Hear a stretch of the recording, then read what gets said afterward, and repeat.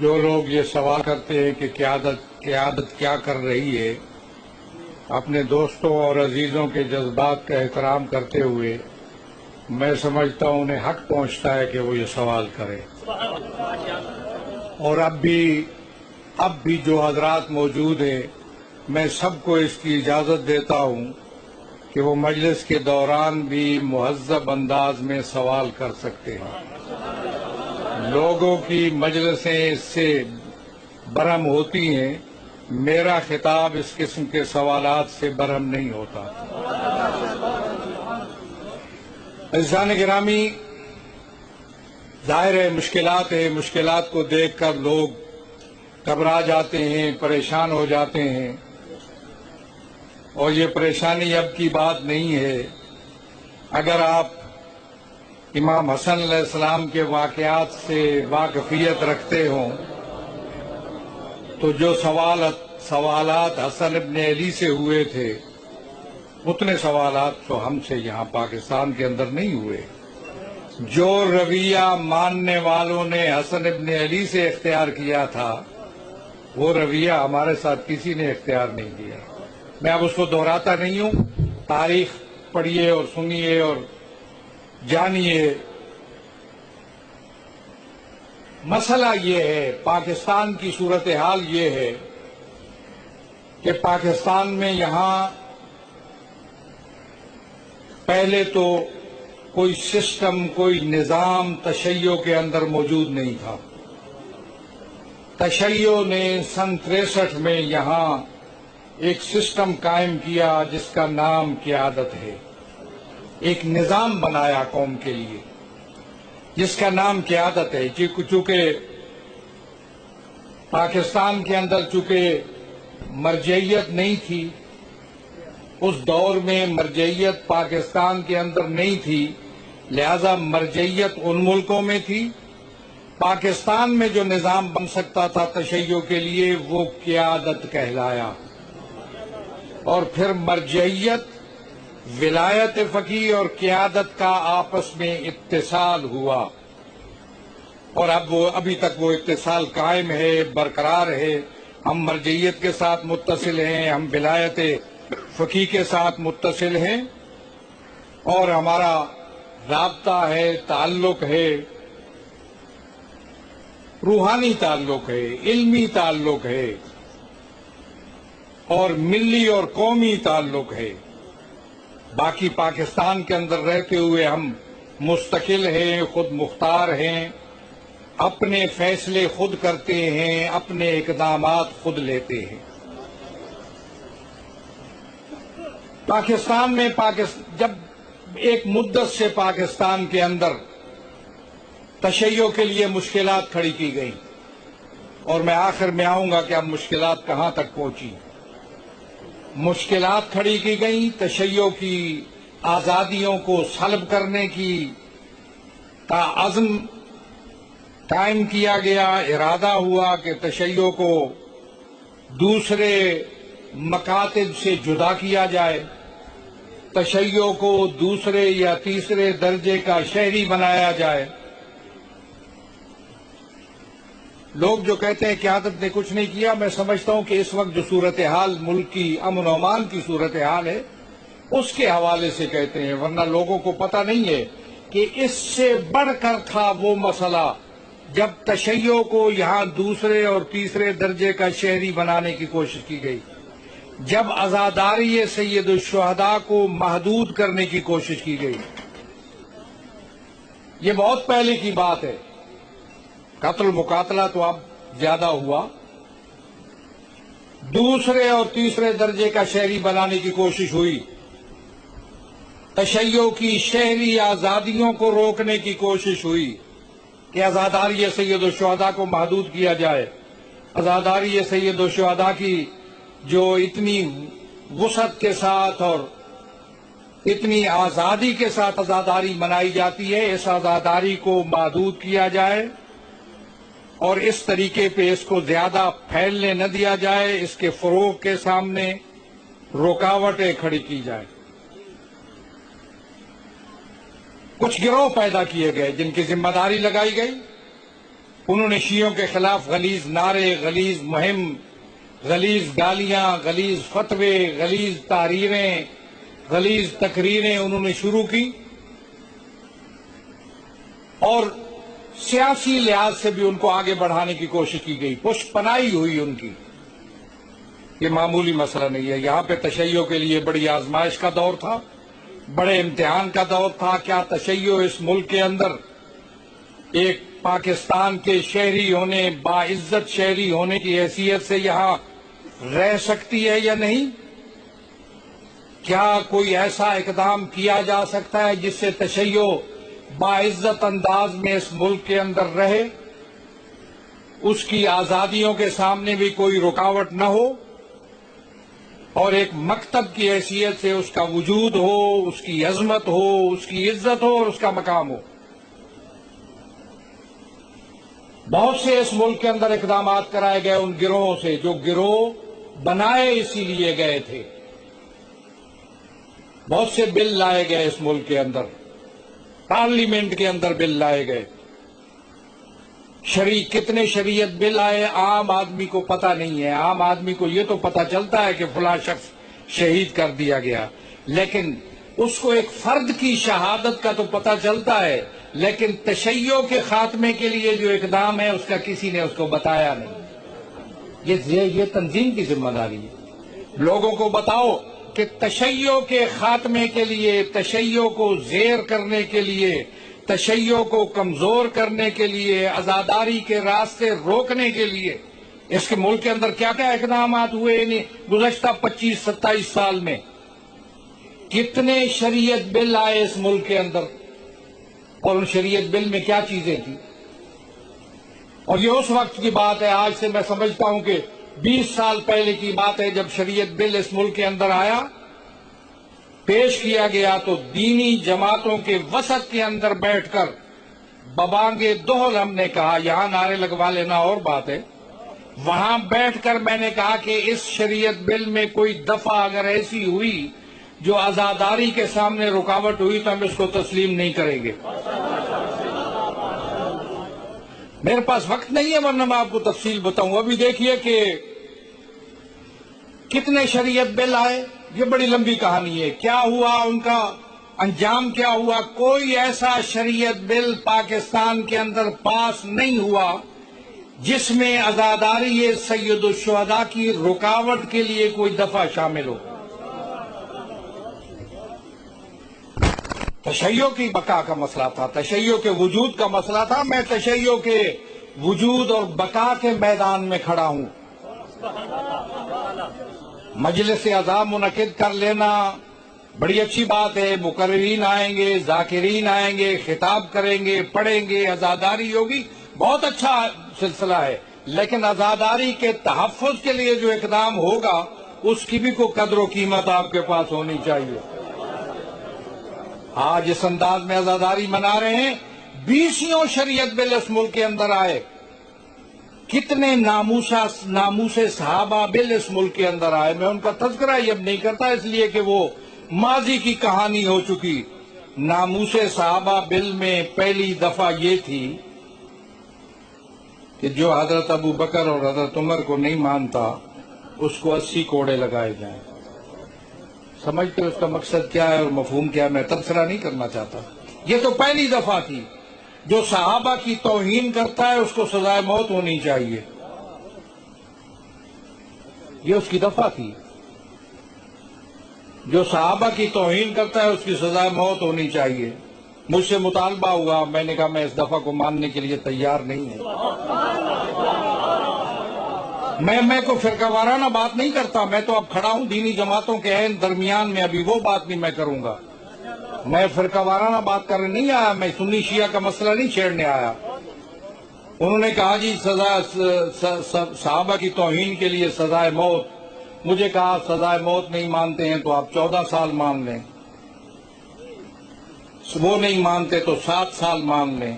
پتہ ہے پاکستان کے تعزیرات پاکستان کے اندر اہل بیت اور صحابہ کی توہین کے لیے کچھ چند سال کی سزا ہے۔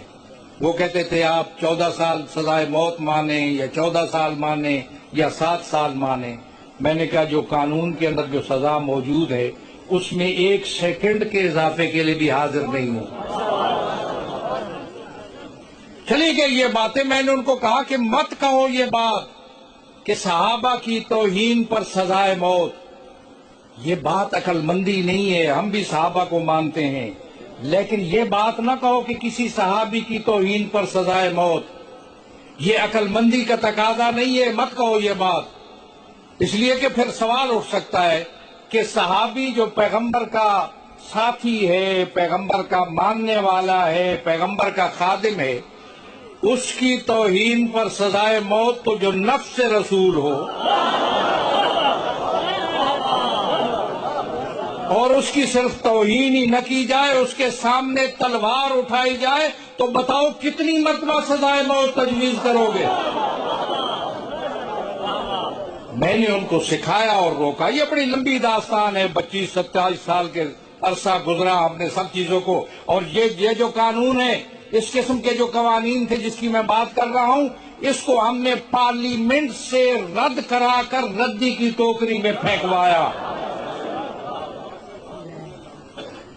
کوئی سازش تشیع کے خلاف پارلیمنٹ کے اندر ہم نے کامیاب نہیں ہونے دی. انہی اماموں کو ہم نے سینٹ تک پہنچایا. اب آئے نا آپ میں سے کوئی اٹھے اور جا کر اسی کو سینٹ تک پہنچائے. ہم نے پہنچا کے ایک نمونہ آپ کے لیے قائم کیا کہ ہم اگر چاہے تو ان اماموں کو جو کسی شہر کا خطیب ہوگا، کسی محلے کا خطیب ہوگا، ان کو اٹھا کر سینٹ جیسے اعلیٰ ایوان تک پہنچایا، آپ کی نمائندگی کرائی. اور ہم نے سینٹ میں اور قومی اسمبلی میں تشیع کا کیس لڑا، اسلام کا کیس لڑا. اور اب اٹھا کر میں کہتا رہتا ہوں، ایک پرزہ اٹھا لو اور جاؤ اور پارلیمنٹ کے گرد گھومو اور چکر لگاؤ کہ کوئی سوراخ مل جائے کہ یہ سازش تشیع کے خلاف سازش کا پرزہ وہاں پھینکا جا سکے، تو آپ کو کوئی سوراخ بھی نہیں ملے گا. کیا کیا کہ عادت نے؟ آپ کو یہ پتہ نہیں ہے، یہ علم نہیں ہے، بتا نہیں سکے لوگ. ہمارے پاس وسائل نہیں ہیں. عزاداری سید الشہداء کے حوالے سے اب میں کیا کیا بتاؤں آپ کو. 7 شریف میں عزاداری سید روکی ہوئی عزاداری سید الشہداء کس نے کھلوائی؟ قلندر کے دربار پہ. یہاں سے جاتے ہو زیارت کے لیے، بسیں بھر کر پوچھو وہاں پہ کہ وہاں رکی ہوئی عزاداری کو کس نے کھلوایا. اور ہم نے اعلان کیا کہ سید کے دربار پر جو بھی عزاداری کی رسمیں ہوتی ہیں اس میں 1 انچ بھی ہم پیچھے ہٹنے کے لیے تیار نہیں ہیں. ایک بات نہیں ہے، یہ ایک مثال ہے پوری مدت کے اندر. ابھی 2 سال پہلے جو پنڈی کے اندر واقعہ ہوا عاشور کے دن، مدرسہ مسجد نقصان ہوا، لوگ مارے گئے، سب پہ میں افسوس کا اظہار کرتا ہوں. مسجد جو ہے خانہ خدا ہے. مدرسہ جس مکتب کا ہو، ہمارے سب کے ساتھ رابطے ہیں، سب کا احترام کرتے ہیں، لیکن وہ کوئی شیعہ سنی مسئلہ نہیں تھا. شیعہ سنی مسئلہ نہیں تھا. یہ وہ جگہ تھی جہاں 23-24 سال سے میں وہاں جا کر کھڑا ہوتا ہوں عاشور کے دن. جو لوگ وہاں جنہوں نے عاشور کے دن کہیں جلوس میں شرکت کی ہو، 23 سال سے مستقل اسی نقطے پر میں کھڑا ہوتا ہوں. اس دن کچھ دیر ہوئی، انتظامیہ کے حوالے سے دیر ہوئی، اور اس کے بعد وہاں مسئلہ پیدا ہوا.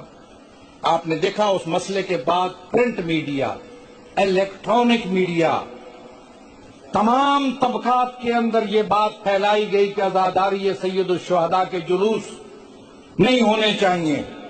بہت بڑا غبارہ بنایا گیا جس میں بھر دی گئی ہوا کہ عزاداری کے جلوس نہیں ہونے چاہیے. ہم نے اس غبارے میں سوئی کا ایک چھوٹا سا سرا ڈالا، پوری کی پوری ہوا خارج ہو گئی. اب کوئی شخص جرأت نہیں کر سکتا کہ عزاداری سید الشہداء کے جلوس نہیں ہونے چاہیے. ہم نے ملی یکجہتی کونسل کا اجلاس بلا کر 2 دفعہ، متحدہ مجلس عمل کا اجلاس بلوا کر بڑے بڑے لیڈروں سے یہ کہلوایا کہ عزاداری سید الشہداء کو جلوس اس ملک کے اندر روکے نہیں جا سکتے. دشمنوں کی بڑی سازش تھی. اور پھر آپ نے دیکھا، آپ میں سے کچھ لوگ اگر موجود ہوں تو کس شان و شوکت سے ہم نے چہلم کا جلوس نکلوایا. میں نے خود اس کا آغاز کیا جا کر، میں خود جلوس میں شریک ہوا، آغاز خود کیا اور جلوس کو نکلوایا، اور اب عزاداری کے جلوس راولپنڈی کے اندر ہو یا پنجاب کے اندر، کہیں بھی ان کو کوئی خطرہ نہیں ہے۔ خطرہ ہے تو ہماری اپنی کمزوریوں سے۔ یہ سوال آپ کیجئے کہ قیادت نے کیا کیا، کچھ نہیں کیا۔ آپ اپنے سے بھی سوال کیجئے کہ آپ نے اپنی ذمہ داری کس حد تک ادا کی، کیسے برداشت کر رہے ہو سنگینوں کے سائے میں عزاداری، کرفیو کے عالم میں عزاداری کیسے برداشت کر رہے ہو، کنٹینر لگتے ہیں عزاداری کرتے ہو، برداشت کیسے کرتے ہو؟ اسی عزاداری کو عزاداری کے لیے استعمال کرو۔ لگے ہوئے کنٹینروں میں عزاداری اس انداز میں کرو کہ یہ کنٹینر اٹھیں گے تو ہم عزاداری منائیں گے۔ میں تمہیں مشکل میں نہیں ڈالنا چاہتا۔ جب میں نے کہہ دیا، جب میں کہوں گا کہ کنٹینر اٹھیں گے تو عزاداری منائی جائے گی، تو اس ملک کے اندر کنٹینر اٹھانے پڑیں گے۔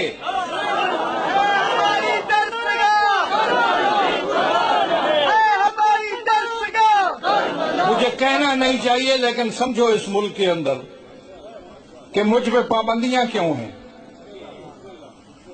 اس کا مقصد یہ ہے کہ اس پاکستان کے اندر سب سے زیادہ طاقتور میں ہوں، جس سے بڑی بڑی قوتیں ڈرتی ہیں، اسی لیے تو پابندیاں لگائی ہیں۔ اگر کمزور ہو تو اس پر پابندی لگانے کی ضرورت نہیں ہوتی۔ پاکستان کے اندر، اس ملک کے اندر شہری آزادیاں، عزاداری سید الشہداء کے سامنے کوئی رکاوٹ برداشت نہیں کی جائے گی، کوئی رکاوٹ برداشت نہیں ہوگی۔ عزاداری سید الشہداء کے حوالے سے میں سمجھتا ہوں کہ مجلس اعضاء کے حوالے سے غلطی تم کرتے ہو کہ جا کر اجازت لیتے ہو۔ مت لو اجازت مجلس اعضاء کی۔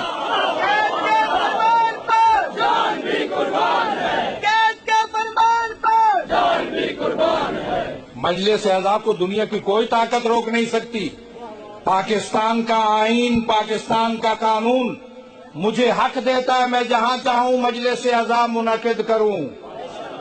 میں پتہ نہیں کہاں سے چل کر آپ کے پاس آیا ہوں، مجھے یہاں آنے کے لیے کسی اجازت نامے کی ضرورت نہیں ہے، تو مجھے حسین حسین کرنے کے لیے کسی پرمٹ کی ضرورت نہیں ہے۔ اور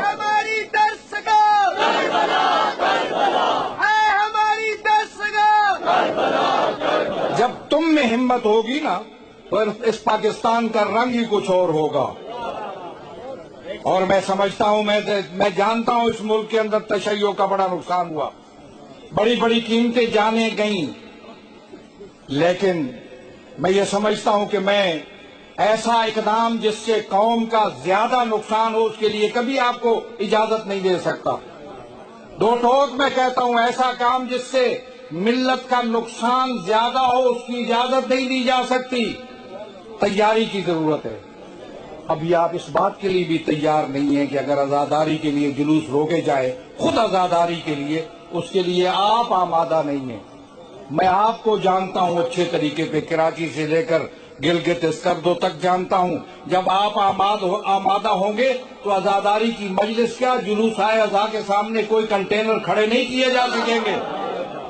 تیار اور آمادہ ہو جاؤ۔ میں نے تو قومی سلامتی پالیسی کی بات کی تھی، ملی سلامتی کی پالیسی کی بات میں کر رہا ہوں۔ نیشنل سیکورٹی پالیسی گورنمنٹ بنا رہی تھی، میں نے کہا گورنمنٹ اگر بناتی ہے، کامیاب ہوتی ہے تو فبیا، اس لیے کہ حکومتوں کا کام ہے، امن و امان دینا حکومتوں کا کام ہے۔ اور اگر نہیں تو ہم نیشنل سلامتی پالیسی بنائیں گے، ملی سلامتی پالیسی۔ لیکن اس کے بعد اب صورتحال بدل چکی۔ آگاہی میں رہو، اس وقت نیشنل ایکشن پلان ہے، جس کے بارے میں ابھی پریس میں بات کر چکا ہوں۔ نیشنل ایکشن پلان کو صحیح انداز میں اس پر عمل ہونا چاہیے، لوگوں کی جان و مال کا، عزت و آبرو کا تحفظ ہونا چاہیے۔ نیشنل ایکشن پلان کے ذریعہ لاؤڈ سپیکروں کے مقدمے بنانا، یا کوئی مولوی جا کر تقریر کرے اس پر مقدمہ بنانا، یہ نیشنل ایکشن پلان کا رخ موڑنے کے مترادف ہے۔ لوگوں کو بے وقوف نہیں بنانا چاہیے۔ نیشنل ایکشن پلان پر عمل کیا ہم منتظر ہیں؟ اس لیے کہ ذمہ دار کہہ چکے ہیں کہ اس ملک کو ہم